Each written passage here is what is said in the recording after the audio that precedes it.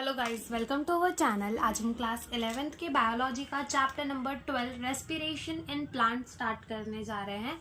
ठीक है, तो हम स्टार्ट करते हैं अपना ये चैप्टर। लेकिन अब हम सबसे पहले चैप्टर का नाम ही समझेंगे कि रेस्पिरेशन का मतलब क्या होता है। देखो, रेस्पिरेशन का मतलब जो है हम एक और चैप्टर में समझ चुके हैं, breathing and exchange of gases के अंदर हमने कहा था कि रेस्पिरेशन ब्रीथिंग क्या होती है। ब्रीथिंग का मतलब होता है इनहेलेशन एंड एक्सहेलेशन। रेस्पिरेशन का मतलब क्या होता है। रेस्पिरेशन का मतलब होता है कि जो हमने ऑक्सीजन लिया ब्रीथिंग के थ्रू, जो हमने ऑक्सीजन अपने बॉडी के अंदर लिया, उस ऑक्सीजन का यूटिलाइजेशन करके हम क्या करते हैं, ग्लूकोज को तोड़ते हैं ताकि हम उसमें से क्या निकलवा सके, एनर्जी निकलवा सके। सो रेस्पिरेशन एक बायोकेमिकल प्रोसेस और ब्रीथिंग क्या है, सिर्फ इनहेलेशन और एक्सहेलेशन है। रेस्पिरेशन में होगा क्या, देखो सबसे पहले हमने ऑक्सीजन लिया, किसके थ्रू लिया, ब्रीथिंग के थ्रू लिया। ऑक्सीजन जो है वो हमारे ब्लड में लोड होकर कहाँ जाएगा, हमारे सेल्स के पास जाएगा। हमारे सेल्स में क्या होंगे, ग्लूकोज होंगे। ग्लूकोज कहाँ से आया होगा, हमने कुछ ना कुछ खाना खाया होगा एंड वो हमारे ब्लड के थ्रू फ्लो होता हुआ हमारे सेल्स तक जाएगा। अब ग्लूकोज और ऑक्सीजन रिएक्ट करेंगे और वो क्या निकालेंगे, एनर्जी निकालेंगे। वो क्या बनाएंगे, एनर्जी बनाएंगे। तो ये हमारी होती है रेस्पिरेशन। तो पहले हम यही लिखेंगे कि ब्रीथिंग क्या होती है। ब्रीथिंग, तो ब्रीथिंग क्या होती है, इनहेलेशन यानी कि सांस लेना, प्लस एक्सहेलेशन यानी कि सांस छोड़ना। ठीक है, तो ये दो चीज हमारी क्या होती हैं, ये हमारी इंक्लूडेड होती है ब्रीथिंग के अंदर ऑफ एयर। अब क्या होता है कि जब भी हम ब्रीथिंग करते हैं तो हम क्या लेते हैं, ऑक्सीजन। अब ये ऑक्सीजन जो है वो कहाँ से ट्रैवल करती है, हमारे ब्लड के थ्रू ट्रैवल करती हुई हमारे सेल्स तक जाती है और ऑक्सीडाइज कर देती है हमारे फूड मटेरियल्स को। जो भी हम खाना खा रहे हैं उसे ऑक्सीडाइज कर देगी और एनर्जी रिलीज करेगी। उसी को हम क्या कहते हैं, रेस्पिरेशन कहते हैं। उसी को हम क्या कहते हैं, रेस्पिरेशन। तो हम लिखेंगे कि रेस्पिरेशन क्या होता है,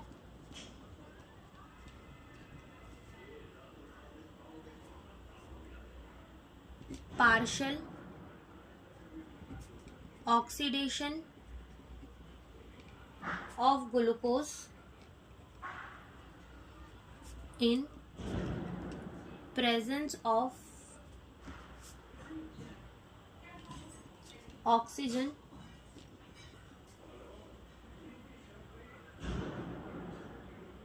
to release ATP।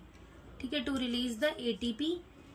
Oxidation, partial oxidation है, हम क्या बोलेंगे, रेस्पिरेशन क्या होता है। रेस्पिरेशन का मतलब होता है oxidation of the glucose in the presence of oxygen to release the ATP। उसी को हम क्या कहते हैं, उसी को हम कहते हैं रेस्पिरेशन। अब रेस्पिरेशन जो है, रेस्पिरेशन के अंदर अब देखो, मान लो कि तुमने क्या खाया, कुछ खाना खाया, आलू मान लो, आलू में क्या होता है, स्टार्च होता है।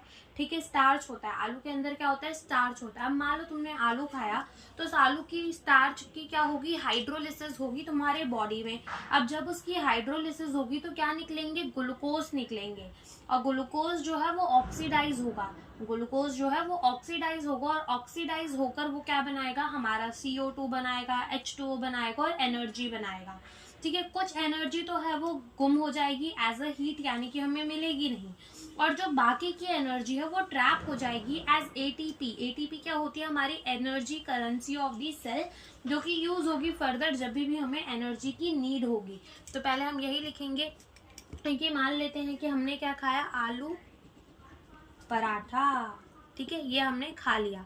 ठीक है, अब हमने इसके साथ क्या खाया, हमने खाया starch.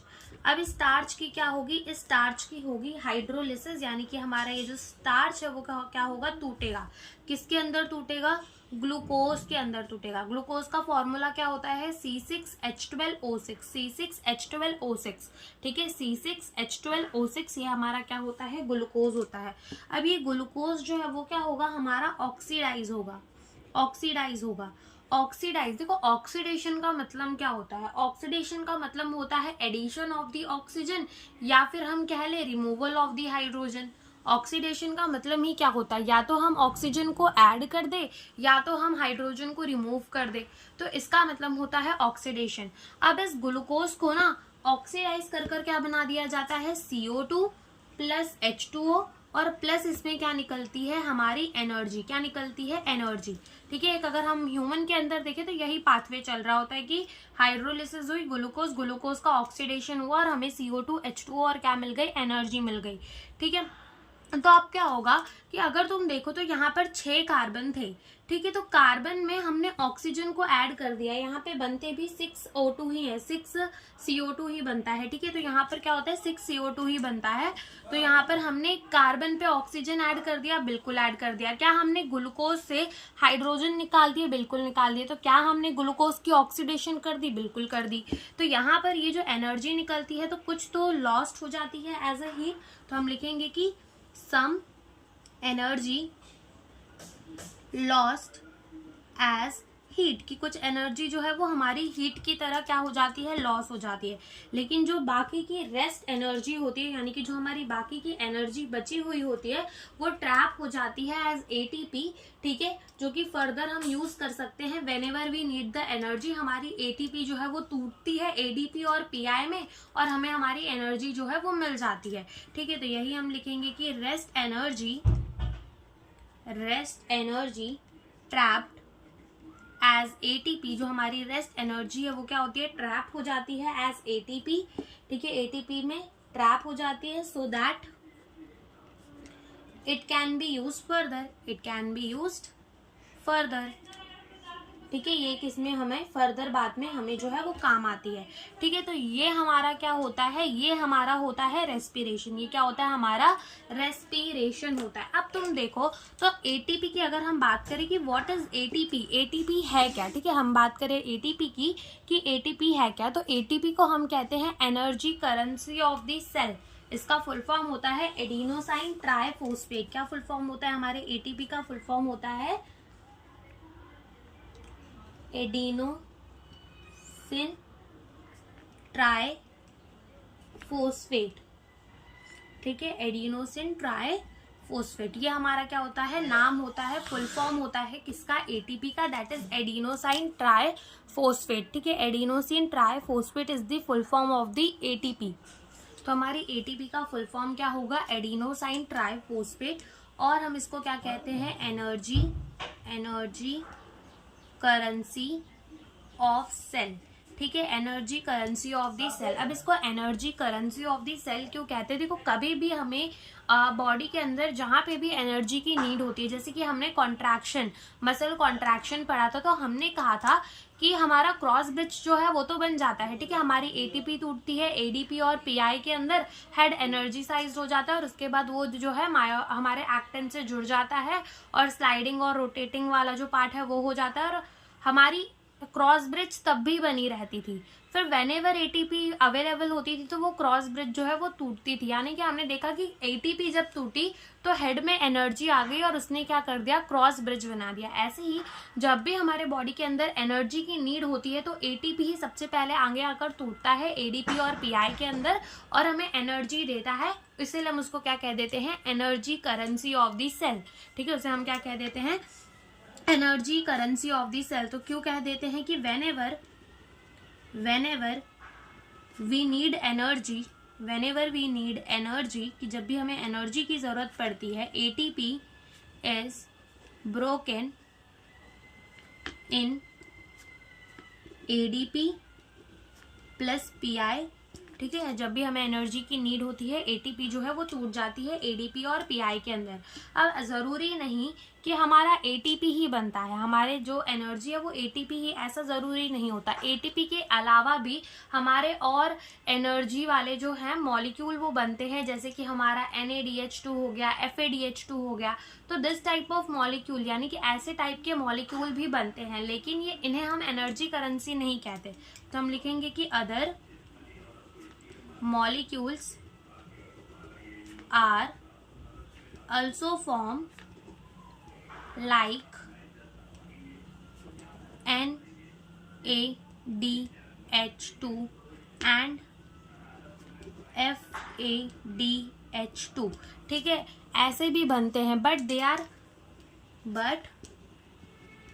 they are not energy currency of cell.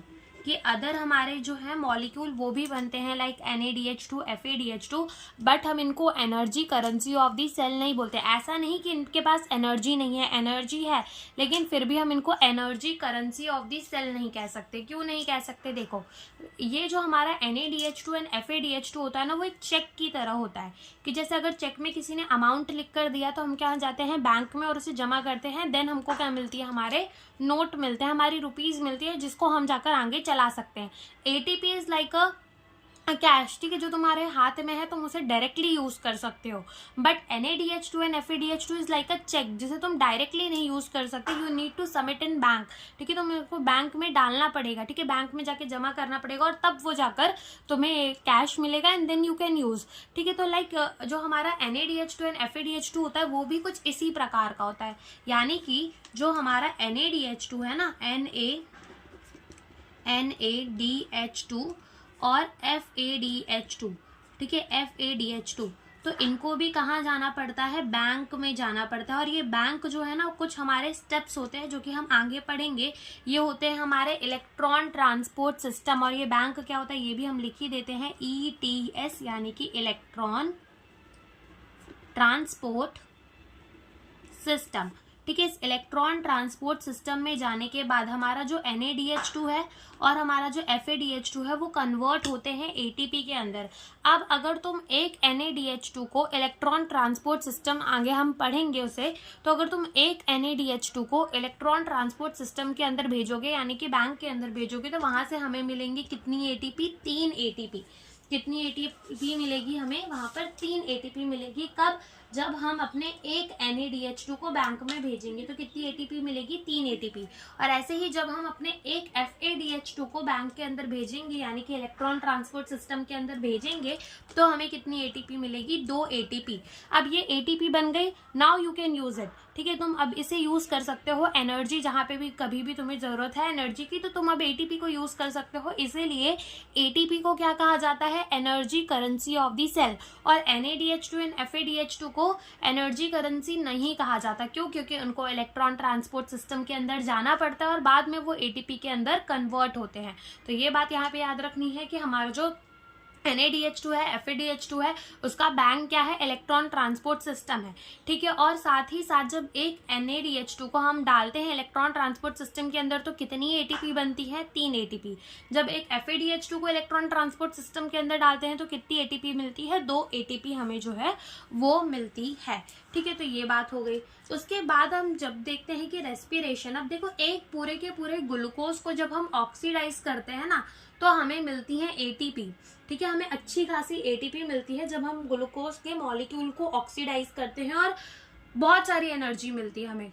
जब हम एक ग्लूकोज के मॉलिक्यूल को ऑक्सीडाइज करते हैं तो बहुत सारी एनर्जी मिलती है, लेकिन ये सारी की सारी एनर्जी जो है वो हमें एक सिंगल स्टेप में नहीं मिलती। जैसे कि मान लो एक ग्लूकोज का मॉलिक्यूल लिया और उसको तुमने मार दिया और सारी की सारी एनर्जी जो है तुम्हें मिल गई, तो ऐसा नहीं होता। वो स्टेप बाय स्टेप करके तुम्हें सारी एनर्जी जो है वो मिलती है।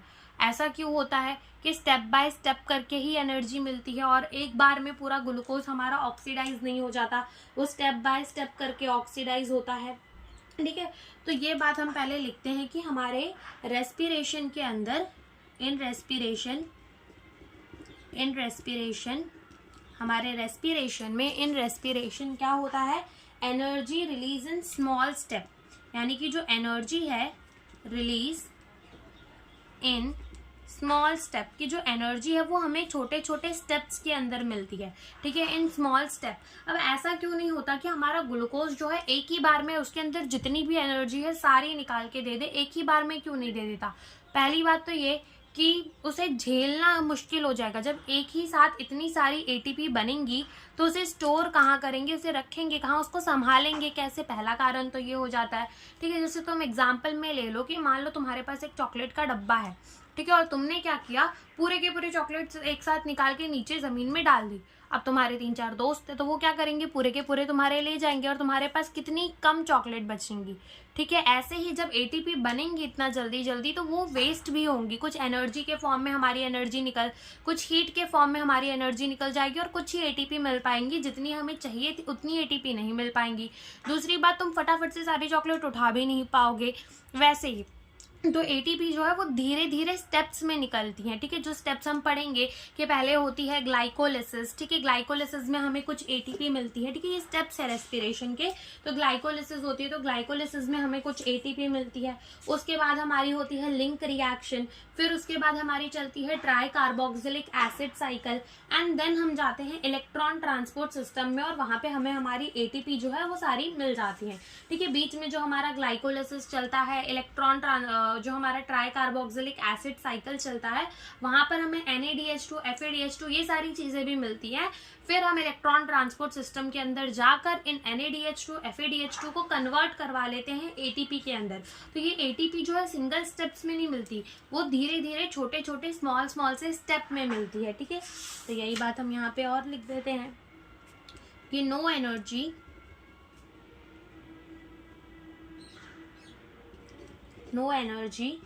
is released in single large step, ठीक है। एक सिंगल लार्ज स्टेप के अंदर हमें एनर्जी जो है वो नहीं मिलती, ठीक है। एनर्जी जो है वो छोटे छोटे छोटे छोटे स्टेप्स के अंदर निकलकर हमें जो है वो मिलती है, ठीक है। तो अगर हम बात करें कि हमने कहा कि एनर्जी जो है वो स्मॉल स्टेप्स में निकलती है और कोई भी एनर्जी जो है वो सिंगल लार्ज स्टेप के अंदर निकलती नहीं, तो वो स्टेप्स क्या क्या हैं हम वो लिख लेते हैं। सबसे पहला स्टेप तो जो है वो क्या होता है, ग्लाइकोलाइसिस। दूसरा स्टेप होता है क्रेब्स साइकिल, ठीक है, या फिर हम उसे ट्राई कार्बोक्सिलिक एसिड साइकिल भी कह देते हैं, या तो क्रेब्स साइकिल कह लो या तो उसे क्या कह लो, ट्राई कार्बोक्सिलिक एसिड साइकिल, जिसके बारे में हम आगे पढ़ेंगे। और तीसरा होता है ETS, that is electron transport system. In steps के अंदर, इन सीरीज ऑफ रिएक्शन के अंदर हमें जो हमारी एनर्जी है वो मिलती है, जिसमें से अगर हम बात करें कि हमारी जो ग्लाइकोलिसिस है और जो क्रेब्स साइकिल है, ठीक है, तो ग्लाइकोलिसिस कहाँ चलती है, साइटोप्लाज्म के अंदर। ग्लाइकोलिसिस कहाँ चलती है, साइटोप्लाज्म के अंदर, ठीक है। साइटोप्लाज्म में ग्लाइकोलिसिस होगी। देन आती है क्रेब्स साइकिल। क्रेब्स साइकिल कहाँ चलती है, ये चलती है मैट्रिक्स ऑफ माइटोकॉन्ड्रिया, यानी कि माइटोकॉन्ड्रिया की जो मैट्रिक्स होती है वहां पर क्या चलता है हमारा, वहां पर चलता है क्रेब्स साइकिल। और उसके बाद आता है इलेक्ट्रॉन ट्रांसपोर्ट सिस्टम, जो कि कहाँ चलता है, inner membrane of the mitochondria, ठीक है। Inner membrane of the mitochondria के अंदर क्या चलता है, इलेक्ट्रॉन ट्रांसपोर्ट सिस्टम। तो ग्लाइकोलिसिस कहाँ चलेगी, साइटोप्लाज्म में। क्रेब्स साइकिल कहाँ चलेगा, माइटोकॉन्ड्रिया की मैट्रिक्स में। और electron transport system is inner membrane of mitochondria, ठीक है। Inner membrane of the mitochondria के अंदर क्या चलता है, electron transport system, that is ETS जो है वो चलेगा inner membrane of the mitochondria के अंदर। अब क्या होता है कि इन रेस्पिरेशन, अगर हम देखें रेस्पिरेशन के अंदर जो हमारे ग्लूकोज में कार्बन कार्बन के बॉन्ड होते, तो जब ये कार्बन कार्बन के बॉन्ड टूटते हैं तो इनमें से निकलती है अच्छी खासी एनर्जी, और इसी एनर्जी को ट्रैप कर लिया जाता है एज ATP। और इसी प्रोसेस को क्या कहते हैं, रेस्पिरेशन कहते हैं। क्या कहते हैं, रेस्पिरेशन कहते हैं। तो ये बात भी हम लिखेंगे, when the carbon carbon bond are broken, या फिर are broke, the high amount of energy is released, high amount of the energy is released, ठीक है, high amount of energy is released।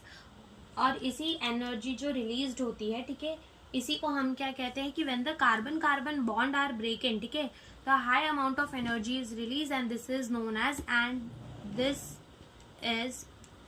as respiration. इसी को क्या कहते हैं, respiration कहते हैं। और ये जो एनर्जी रिलीज हुई वो क्या होती है, ट्रैप हो जाती है, ट्रैप एज ATP, ठीक है, ये ट्रैप हो जाती है एज ATP, और इसी को हम क्या कहते हैं, रेस्पिरेशन कहते हैं। अब जैसे कि मान लो हम कह रहे हैं कि हमारा जो ग्लूकोज है ना, उसके बॉन्ड ब्रेक हो रहे हैं, वो ऑक्सीडाइज हो रहा है और उसमें से निकल रही है एनर्जी।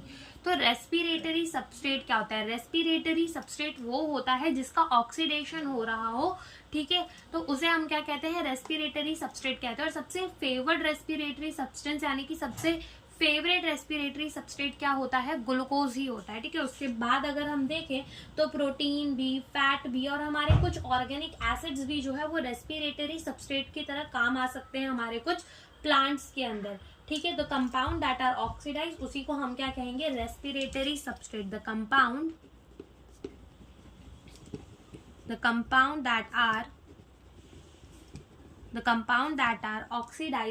that are oxidized, उसी को हम क्या कहेंगे, उसी को हम कहेंगे respiratory substrate. The compound that are oxidize known as respiratory substrate, ठीक है। उसी को हम क्या कहते हैं, रेस्पिरेटरी सबस्ट्रेट कहते हैं। And most favoured respiratory substrate is glucose, ठीक है। मोस्ट फेवर रेस्पिरेटरी सबस्टेंस क्या होता है, glucose, but protein, fat and organic acid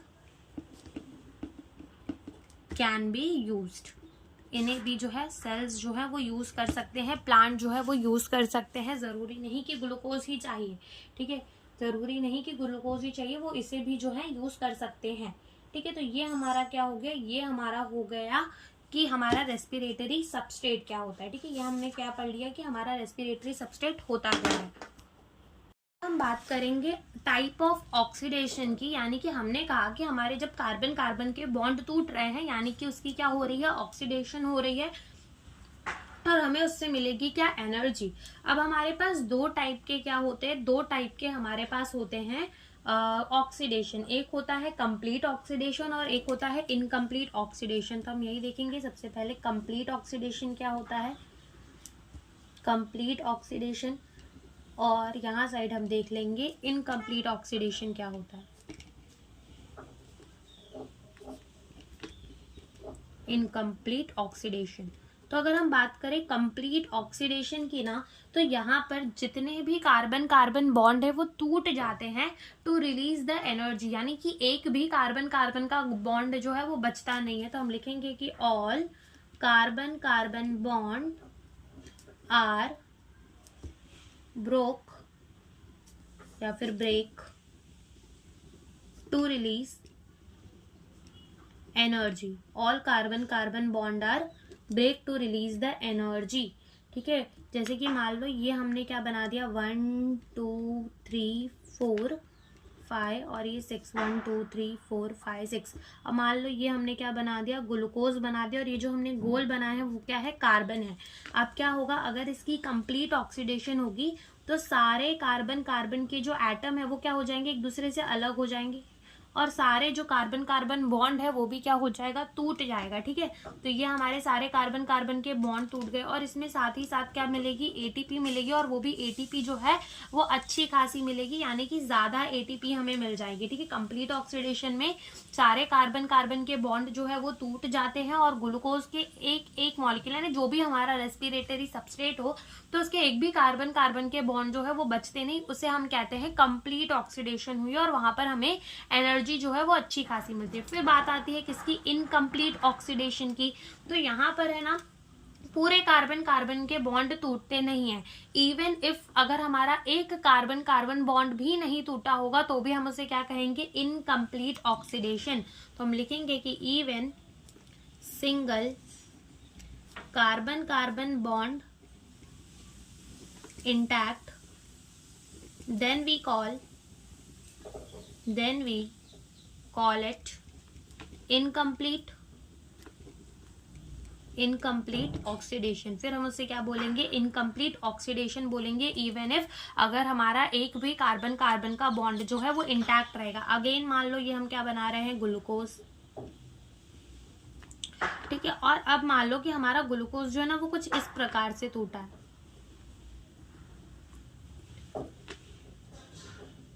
ठीक है। इस प्रकार से कुछ हमारे जो 6 मॉलिक्यूल है वो ग्लूकोज के टूट गए हैं, तो ये हमारी क्या होगी, इनकम्प्लीट ऑक्सीडेशन। और इनकम्प्लीट ऑक्सीडेशन होगी तो इसके अंदर जो एनर्जी है वो हमें कैसी मिलेगी, कम मिलेगी। ठीक है, एनर्जी जो है वो हमें कम मिलेगी इन द इनकम्प्लीट ऑक्सीडेशन। ठीक है, तो ये तो बात हो गई हमारी किसकी, कंप्लीट एंड इनकम्प्लीट ऑक्सीडेशन की। नाउ द क्वेश्चन अराइजेस कि क्या लिंक है हमारी फोटोसिंथेसिस। अब देखो, अगर हम बात करें ना तो सबको एनर्जी चाहिए होती है। ठीक, क्यों चाहिए होती है, जैसे अगर हम ह्यूमन है तो हमको हर चीज के लिए एनर्जी चाहिए, beat absorption, transportation, movement, reproduction और इवन ब्रीथिंग। ठीक है, ब्रीथ, जब हम सांस लेते हैं, इंस्पायर करते हैं, एक्सपायर करते हैं, तब भी हमें जो है एटीपी की जरूरत होती है। कब होती है, ड्यूरिंग द टाइम, जब देखो जब हमारी एक्सपायरेशन होती है तब तो हमें एटीपी की जरूरत नहीं होती, लेकिन जब हम इंस्पायर करते हैं, जब हम सांस अंदर लेते हैं तो क्या होता है कि वॉल्यूम जो है, ठीक है, जब सांस को अंदर लेना है तो क्या होगा कि प्रेशर जो है हमें अंदर का ज्यादा रखना पड़ेगा as compare to the outside वाला। तो वो higher pressure to lower pressure जो है एयर वो मूव करेगी। ठीक है, एयर जो है वो कहाँ से कहाँ मूव करती है, higher pressure to the lower pressure. और हमें क्या करना है, इंस्पायरेशन करना है, यानी कि हमें अंदर का प्रेशर कम रखना पड़ेगा with respect to the atmospheric pressure. इसके लिए हम क्या करेंगे, volume of the thoracic chamber बढ़ा लेंगे। वॉल्यूम बढ़ा लेंगे तो प्रेशर अंदर का कम हो जाएगा, थोरासिक चेंबर का प्रेशर कम, तो इंस्पायरेशन हो जाएगी। तो वो वॉल्यूम बढ़ाने में भी हम अपनी डायफ्राम को क्या करते थे, कॉन्ट्रैक्ट करते थे। डायफ्राम को क्या करते थे, कॉन्ट्रैक्ट करते थे। तो वहां पे भी हमें एटीपी की जरूरत पड़ती ही थी, क्योंकि वहां पर हमें मसल कॉन्ट्रैक्ट करवानी होती थी। ठीक है, इसीलिए एटीपी जो है वो हमेशा चाहिए होती है, भी वो कुछ भी हो। तो हर चीज के अंदर हमें एनर्जी की रिक्वायरमेंट तो होती है, लेकिन क्वेश्चन ये आता है कि ये एनर्जी हमारे बॉडी के अंदर आ कहाँ से रही है। तो जो हम खाना खा रहे हैं उससे आ रही है ये एनर्जी। ठीक है, तो ये तो बात हो गई, खाना हम क्या खाते हैं, प्लांट, क्योंकि हम क्या है, हेटेरोट्रॉपिक ऑर्गेनिज्म है, यानी कि हम डिपेंड करते हैं किसी और ऑर्गेनिज्म में अपने खाने के लिए, अपने फूड के लिए। क्यों, क्योंकि हम हेटेरोट्रॉपिक ऑर्गेनिज्म है, यानी कि कहीं ना कहीं डायरेक्टली कह लो या इनडायरेक्टली कह लो, हम किस पे डिपेंड करते हैं, प्लांट में डिपेंड करते हैं अपने फूड के लिए, और प्लांट से ही हमें वो खाना जो है वो मिलता है। बट क्वेश्चन इज दिस कि हमारा प्लांट जो है वो अपना खाना कैसे, मतलब प्लांट के पास कहाँ से आता है। प्लांट जो है वो खुद का खाना खुद बनाता है, इसलिए हम प्लांट को क्या कह देते हैं, ऑटोट्रॉपिक ऑर्गेनिज्म। अब जब ऑटोट्रॉपिक ऑर्गेनिज्म है, इसका मतलब वो खुद का खाना खुद बना सकता है, और अपना जो वो खाना बनाता है वो कैसे बनाता है, सनलाइट आती है। ठीक है, सनलाइट में जो केमिकल एनर्जी होती है, ठीक है, यानी जो हमारी सनलाइट है उसमें क्या होती है, एनर्जी, तो वो कन्वर्ट कर लेता है एनर्जी को। ठीक है, वो हमारी एनर्जी को कन्वर्ट करके क्या बना लेता है, फोटोसिंथेसिस कर लेता है, और फोटोसिंथेसिस कर लेता है तो क्या कर लेता है, फूड बना लेता है प्लांट। और फूड में वो सबसे ज्यादा क्या बनाता है, फूड में वो बनाता है शुगर, जैसे कि हमारा ग्लूकोज हो गया, सुक्रोज हो गया, और हमारा ग्लूकोज हो गया, सुक्रोज हो गया, और जैसे कि और भी शुगर्स होते हैं हमारे। ठीक है, स्टार्च हो गया, तो ये सारी चीजें वो जो है खाने में बना लेता है, कौन, प्लांट बनाता है। फिर यही सारी चीजें हम फर्दर यूज कर लेते हैं। तो प्लांट में भी जो ये ग्लूकोज बनता है ना, ये जो सुक्रोज बनता है, स्टार्च बनता है, यहीं से जो है ग्लाइकोलिसिस का स्टेप स्टार्ट होता है। यानी ऐसा मान लो, अब जो है हम देखने जाएंगे रेस्पिरेशन इन दी प्लांट। ठीक है, तो अब देखो, सबसे पहले हम देखेंगे कि link of photosynthesis and respiration, कि हमारा रेस्पिरेशन एंड फोटोसिंथेसिस कैसे एक दूसरे के साथ जो है वो जुड़ा हुआ है। ठीक है, ये चीजें अभी हमें यहाँ पर देखनी है। अब मान लो ये हमने क्या बनाया, सन, SUN वाला। ठीक है, और ये निकल रही है सन से लाइट। ठीक है, और यहाँ पर है हमारा एक प्लांट। ठीक है, ये हमने क्या बना दिया, प्लांट। ठीक है, अब प्लांट के पास क्या होते हैं, पत्ते। ठीक है, हमारे पेड़ में क्या होंगे, पत्ते होंगे, और पत्तों में क्या होंगे, मीजोफिल सेल्स होंगे, और उस मीजोफिल सेल्स के अंदर क्या होगा, क्लोरोप्लास्ट होगा। ठीक है, क्लोरोप्लास्ट के अंदर क्या होंगे, क्लोरोप्लास्ट के अंदर होंगे हमारे ग्राना, और उस ग्राना की, यानी कि ग्राना के एक यूनिट को हम क्या कहते हैं, थाइलाकॉइड, और उस थाइलाकॉइड मेम्ब्रेन के ऊपर क्या प्रेजेंट होगा, पिगमेंट। वो पिगमेंट लाइट एनर्जी को एब्जॉर्ब करेगा और उसको कन्वर्ट कर देगा किसके अंदर, केमिकल एनर्जी के अंदर, और अपना फूड प्रिपेयर कर लेगा। ठीक है, अब वो फूड जो है, अब जैसे कि अगर हम बात करें स्टेम्स की और रूट की, तो वो तो नॉन ग्रीन पार्ट होता है, तो लीफ से फूड जो है वो ट्रांसपोर्ट हो जाता है स्टेम को और रूट को। ठीक है, तो यहीं पे हम बात लिखेंगे कि सबसे पहले यहाँ से लाइट आई, लीफ के अंदर यहाँ पे क्या चली, फोटोसिंथेसिस हुई, यानी कि हम लिखेंगे कि pigment absorb the light energy and photosynthesis take place। ठीक है, फोटोसिंथेसिस हो गई। अब हम लिखेंगे कि plant prepare their own food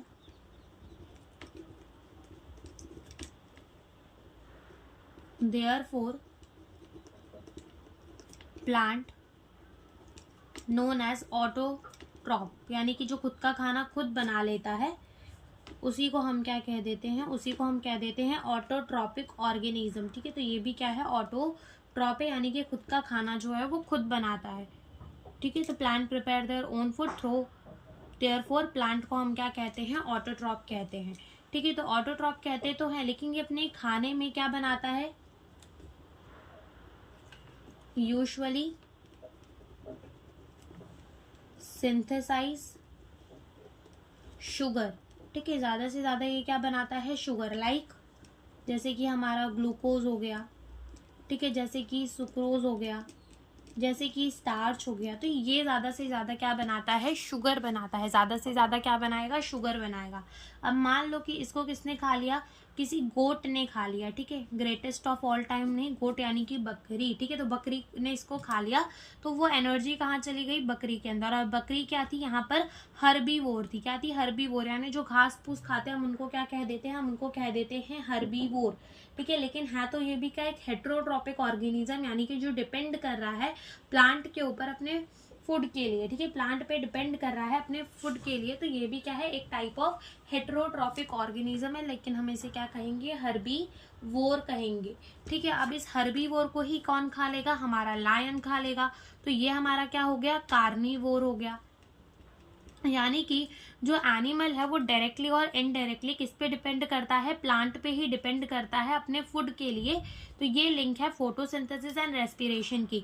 कि अब देखो, अगर तुम देखोगे कि प्लांट के अंदर प्लांट ने अपना खाना खुद बना लिया, लाइट एनर्जी को कन्वर्ट कर लिया केमिकल एनर्जी के अंदर, और अपने फूड में क्या बनाया, शुगर बनाया, जैसे कि ग्लूकोज हो गया, सुक्रोज हो गया, स्टार्च हो गया।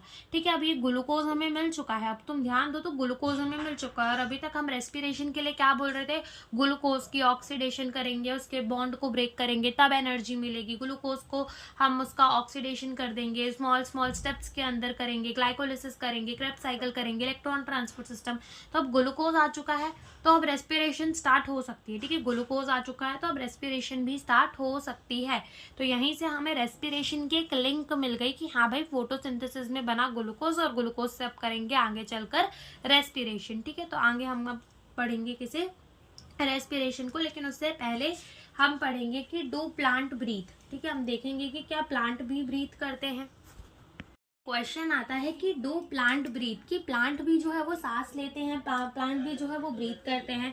तो अब इसका आंसर इतना डायरेक्टली तो नहीं दे सकते, लेकिन प्लांट को भी चाहिए पड़ता है ऑक्सीजन। क्यों, ताकि वो अपने खाने को ऑक्सीडाइज कर सके और उसमें से निकलवा सके energy.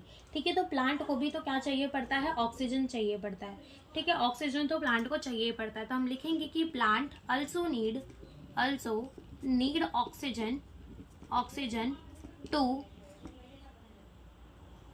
For oxidation of respiratory substrate. ठीक है, रेस्पिरेटरी सबस्ट्रेट का ऑक्सीडेशन करने के लिए प्लांट को भी क्या चाहिए पड़ता है, ऑक्सीजन चाहिए पड़ता है, टू रिलीज एनर्जी। अब प्लांट को भी तो एनर्जी चाहिए, तो प्लांट को भी ये काम तो भाई करना ही पड़ेगा, उसको भी ऑक्सीजन चाहिए ही। तो plant also need O2 for oxidation of the respiratory substrate to release the energy, की प्लांट को भी जो है वो चाहिए। ठीक है, लेकिन प्लांट के पास तो कोई रेस्पिरेटरी सिस्टम ही नहीं है। लेकिन प्लांट की बॉडी जो है वो इतनी ह्यूज है। अगर तुम देखो, प्लांट जो होता है, अगर हम एक ट्री को देखें तो वो कितना बड़ा होता है। ठीक है, कितना बड़ा होता है, लेकिन उसके पास तो कोई रेस्पिरेटरी सिस्टम नहीं होता। जैसे कि हमने अपना ह्यूमन रेस्पिरेटरी सिस्टम पढ़ा था, ना ही प्लांट के पास कोई सर्कुलेटरी सिस्टम होता। ठीक है, ना ही प्लांट के पास कोई अगर देखो इतनी ह्यूज बॉडी है हमारे प्लांट की, तो सीधी सी बात है कि ऑक्सीजन तो उसको चाहिए पड़ेगी ताकि वो भी क्या कर सके, अपना खाना जो है उसको ऑक्सीडाइज कर सके और उसमें से एनर्जी निकलवा सके। लेकिन प्लांट की इतनी ह्यूज बॉडी है तो उसमें ना रेस्पिरेटरी सिस्टम है ना सर्कुलेटरी सिस्टम है, तो जो अंदर के सेल्स होंगे, बाहर के सेल्स की तो चलो मान लिया कि हमारा लीफ है, फिर बाहर के जो अगर पतले स्टेम्स हो तो वो रूट, वो समहाउ कैसी ना किसी तरीके से हमारे एनवायरमेंट के कांटेक्ट में तो रहते हैं, यानी कि वो खुद का ध्यान तो रख सकते हैं कि भाई हम अपना गैसियस एक्सचेंज जो है वो कर लेंगे। बट व्हाट अबाउट जो हमारे सेल्स एकदम अंदर की तरफ प्लांट में प्रेजेंट होंगे, तो हम बात यही लिखेंगे, plant have huge body, huge body, body तो अच्छी खासी बड़ी है, but do not have the respiratory system, ना तो उनके पास रेस्पिरेटरी सिस्टम है, ठीक है, respiratory system, do not have the respiratory system, circulatory system, ना ही उनके पास सर्क्यूलेटरी सिस्टम है, ठीक है। तो प्लांट के पास बॉडी तो अच्छी खासी है, बट उनके पास क्या नहीं है, उनके पास ना ही रेस्पिरेटरी सिस्टम है, ना ही सर्क्यूलेटरी सिस्टम है, ठीक है, ना ही रेस्पिरेटरी सिस्टम है, ना ही सर्क्यूलेटरी सिस्टम है। अब ऐसा क्यों? अब उनके पास जो है वो ऑक्सीजन जाएगी कैसे? तो प्लांट के पास, मान लिया कि प्लांट के पास जो है वो रेस्पिरेटरी और सर्कुलेटरी सिस्टम नहीं है, बट प्लांट के पास होते हैं स्टोमेटा और लेंटिसेल्स फॉर दिस पर्पस, ठीक है।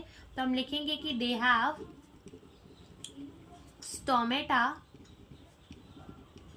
And lenticels for this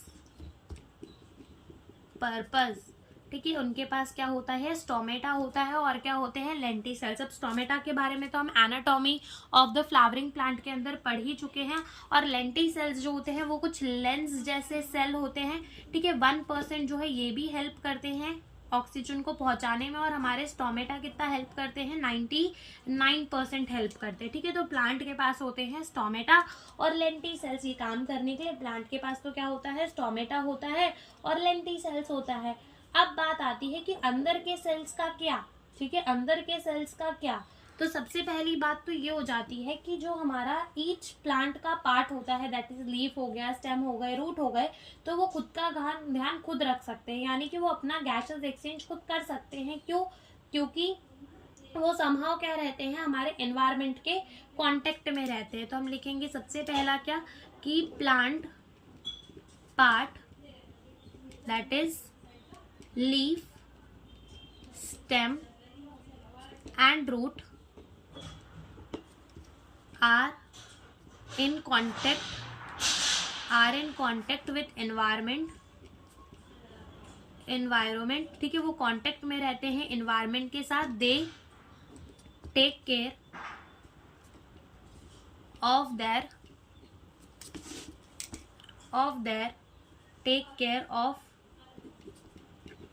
their own gaseous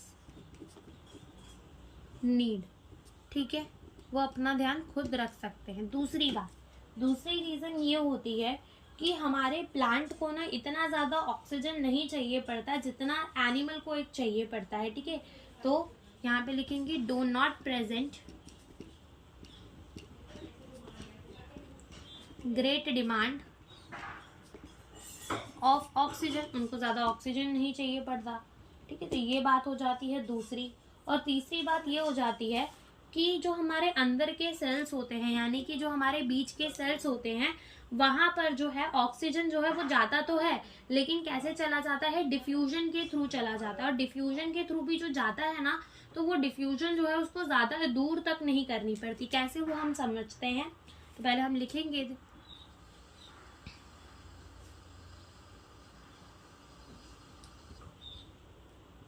distance that gas diffuse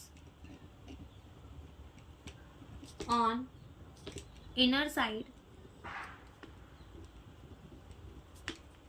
is not great, ठीक है, वो ज़्यादा उसे डिफ्यूज नहीं करना पड़ता। अब अगर तुम देखो कि जैसे मान लो ये हमने क्या बना दिया, एक स्टेम बना रहे हैं हम, तो ये स्टेम में कुछ लेंटिसेल्स होंगे हमारे, साथ ही साथ कुछ स्टोमेटा प्रेजेंट्स होंगे, ठीक है। तो ये मान लो हम क्या बना दे रहे हैं, लेंटिसेल्स और स्टोमेटा वगैरह जो है वो बना दे रहे हैं एक स्टेम की। अब स्टेम में बीच में तो ना डेड सेल भरे पड़े हुए होते हैं, क्यों? उसको मैकेनिकल सपोर्ट प्रोवाइड करने के लिए, प्लांट को मैकेनिकल सपोर्ट प्रोवाइड करने के लिए बीच में तो क्या भरा हुआ होता है, डेड सेल्स भरे हुए होते हैं, ठीक है। तो ये सेल्स जो यहाँ पर भरे होंगे वो कैसे होंगे, डेड होंगे। क्यों, किस चीज के लिए डेड रहेंगे, सिर्फ ये देंगे मैकेनिकल सपोर्ट, ठीक है, मैकेनिकल सपोर्ट देंगे। दूसरे जो होते हैं हमारे यहाँ पर क्या भरे हुए होते हैं, पैरेनकाइमा के सेल, जिनमें अच्छी खासी एयर स्पेस होती है, ठीक है। अच्छी खासी एयर स्पेस जो है वो होती है यहाँ पे पैरेनकाइमा के सेल्स में। तो ऑक्सीजन यहाँ से अंदर आता है तो वो क्या कर जाता है, डिफ्यूज कर जाता है, अंदर आता है तो वो क्या कर जाता है, डिफ्यूज कर जाता है, ठीक है। और अगर हम बात करें लीफ में, तो लीफ में भी क्या प्रेजेंट होती है, स्टोमेटा प्रेजेंट होती है, तो वहां पर भी ऑक्सीजन का आदान प्रदान अच्छे से हो सकता है, ठीक है। तो ये तो बात हो गई। उसके बाद आती है बात ये कि जो हमारे अर्ली अर्थ था, अगर तुम पढ़ोगे वो वाला चैप्टर, दैट इज इवोल्यूशन वाला चैप्टर क्लास 12th में, तो तुम्हें वहां पर पता चलेगा कि जो हमारा अर्ली एटमॉस्फेयर था अर्थ में, यानी कि बहुत पहले की बात हो रही है, बहुत बहुत पहले की, ठीक है, बिलियंस ऑफ ईयर पहले की बात हो रही है, कि जब हमारा अर्थ हुआ करता था तो उसमें जो अर्थ का एटमॉस्फेयर था वो बहुत रिड्यूसिंग एटमॉस्फेयर होता था, यानी कि वहां पर हमारा ना फ्री O2 पाया ही नहीं जाता था। वहां पर मेनली 4 गैसेस पाई जाती थी, एक तो वाटर वेपर पाए जाते थे, दूसरा वहां पर H2 पाया जाता था, तीसरा वहां पर अमोनिया पाया जाता था, और चौथा वहां पर NH3 पाया जाता था, और मीथेन यानी कि अमोनिया यानी कि NH3, और साथ ही साथ वहां पे क्या देखने को मिलता था, मीथेन देखने को मिलता था। क्या देखने को मिलता था, मीथेन देखने को मिलता था, ठीक है। तो वहां का जो एटमॉस्फेयर था वो बहुत ज्यादा क्या था, रिड्यूसिंग था। तो हम लिखेंगे कि early earth atmosphere was reducing, ठीक है। जो अर्ली अर्थ एटमॉस्फेयर था वो कैसा था, रिड्यूसिंग था। Mainly 4 gases are found, that is पहला हमारा हो गया वाटर वेपर, ठीक है। दूसरा हमारा पाया जाता था अमोनिया, तीसरा हमारा पाया जाता था अमोनिया, और ये मीथेन, CH4 का मतलब क्या होता है, मीथेन, ठीक है। और ये अमोनिया हो गया, और चौथा यहाँ पर हमें क्या देखने मिलता था, H2, यानी कि फ्री ऑक्सीजन जो था वो प्रेजेंट रहता ही नहीं था। तो नो फ्री ऑक्सीजन, ठीक है। फ्री ऑक्सीजन जो था वो मिलता ही नहीं था, फ्री ऑक्सीजन जो था वो एब्सेंट था। तो जो सबसे पहला ऑर्गेनिज्म हमारे अर्थ में बना होगा, अब देखो ऑक्सीजन है ही नहीं, ठीक है, ऑक्सीजन है ही नहीं, ठीक है। तो ऑक्सीजन जब है ही नहीं तो जो पहला ऑर्गेनिज्म बना होगा वो कैसे बना होगा, वो ऐसा कुछ बना होगा, उसने अपने अंदर कुछ ऐसी चीजें डेवलप की होगी कि वो बिना ऑक्सीजन के जी रहा होगा, यानी कि वो क्या होगा, एनएरोबिक, ठीक है। क्या होगा, एनएरोबिक ऑर्गेनिज्म होगा। तो यही बात हम लिखेंगे, the first organism is an aerobic, यानी कि can survive without oxygen, can survive without oxygen, यानी कि पहले जो हमारे ऑर्गेनिज्म बने होंगे वो एनारोबिक बने होंगे, जो बिना ऑक्सीजन के भी क्या कर सके, जी सके, बिना ऑक्सीजन के भी क्या कर सके, जी सके। लेकिन उन्होंने ना, अब ऐसा तो नहीं कि बिना ऑक्सीजन के जी रहे तो भैया ATP भी नहीं चाहिए, ATP तो भी चाहिए थी, कुछ ना कुछ काम तो ये भी करते होंगे, ATP तो भी फिर भी चाहिए। लेकिन ये क्या करते थे, ये ATP को जनरेट करते थे, लेकिन कैसे, विदाउट ऑक्सीजन, यानी ऑक्सीजन की जरूरत नहीं पड़ती थी और ATP को जनरेट करते थे। और खुद सोचो कि जो पहला ऑर्गेनिज्म बना होगा वो कितना ज्यादा एकदम एकदम अंडर डेवलप, यानी डेवलप ही नहीं हुआ होगा, कुछ एनएरोबिक बना, यानी कि विदाउट ऑक्सीजन जिएगा। दूसरी बात, वो प्रोकैरियोटिक बना होगा, यानी कि उसके पास वेल डिफाइंड न्यूक्लियस वगैरह नहीं होंगी, ठीक है। तो प्रोकैरियोटिक बना होगा, लेकिन वो क्या करता था, जनरेट कर लेता था ATP को, फिर भी क्या करता था, जनरेट करता था। तो ये बात भी हम लिखेंगे, बट जनरेट ATP, लेकिन फिर भी वो क्या करता था, ATP को जो है वो जनरेट कर लेता था, ATP को जो है वो जनरेट करता था, और ATP को जनरेट करता था with the help of a process जिसे हम क्या कहते थे, ग्लाइकोलिसिस, ठीक है, विथ हेल्प ऑफ ग्लाइकोलिसिस, ठीक है, with the help of the glycolysis, because glycolysis कहाँ होता है, साइटोप्लाज्म में होता है। साइटोप्लाज्म इज द यूनिवर्सल, यानी अगर तुमको बोला जाए कि चलो एक सेल ड्रॉ करके दिखाओ, तुम्हें बोला जाए कि चलो भैया एक सेल ड्रॉ करके दिखाओ, तो सबसे सिंपलेस्ट, जितना सिंपलेस्ट सेल तुम ड्रॉ कर सकते हो उतना सिंपलेस्ट सेल जो है वो तुम ड्रॉ करो। तो तुम क्या करोगे, ऐसा एक गोल बना दोगे, ठीक है, बस ऐसा एक गोल बना दोगे। यानी कि इधर से देख के हमें ये तो समझ में आ रहा है कि इसके अंदर क्या भरा हुआ होगा, साइटोप्लाज्म। तो साइटोप्लाज्म इज यूनिवर्सल, यानी कि हर एक सेल के अंदर हमें देखने को मिलेगा, वेदर वो एरोबिक हो, एनएरोबिक हो, प्रोकैरियोटिक हो, इकैरियोटिक हो, और साथ ही साथ उसकी जो प्लाज्मा मेम्ब्रेन है वो भी कैसी रहेगी, यूनिवर्सल। ये दो चीज जो है वो यूनिवर्सल ही रहने वाली है सेल के अंदर। तो साइटोप्लाज्म के अंदर क्या होता था, ग्लाइकोलिसिस, यानी कि हर एक ऑर्गेनिज्म जो एरोबिक हो, एनएरोबिक हो, प्रोकैरियोटिक हो, इकैरियोटिक हो, वो क्या करता था, एटीपी की सिंथेसिस करता था, but with the help of the glycolysis. क्यों, क्योंकि ग्लाइकोलिसिस जो है वो विदाउट ऑक्सीजन हो जाती थी, एटीपी भी मिलती थी इस प्रोसेस के थ्रू, और साथ ही साथ ये कहाँ होती थी, साइटोप्लाज्म में होती थी, ठीक है। तो ग्लाइकोलिसिस के थ्रू जो है वो एटीपी को जनरेट करते थे हमारे अर्ली ऑर्गेनिज्म, हमारे एनएरोबिक ऑर्गेनिज्म।